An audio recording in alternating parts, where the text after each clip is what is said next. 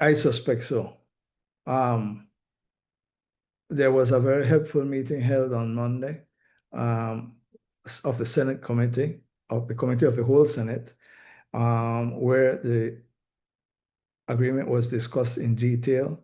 And we had the Attorney General and Ambassador Aisha Borland answering questions and explaining the provisions to senators.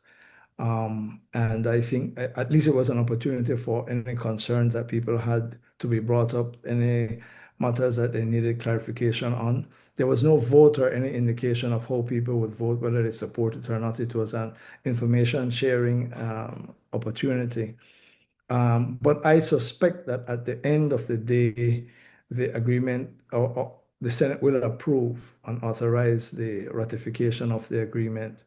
I think it's worthwhile to mention that even though the agreement, let's say the Senate were to approve the ratification of the agreement, the agreement won't come into force immediately because there has to be an amendment to the Refugees Act in order to domesticate the agreement and to put in place some of the protections that are required.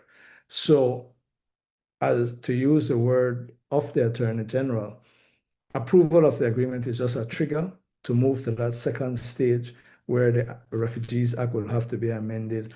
And I believe some of the safeguards that senators may have would then be included in the Refugees Act, as well as the operating procedures, which, as I understand it, are being negotiated at the moment.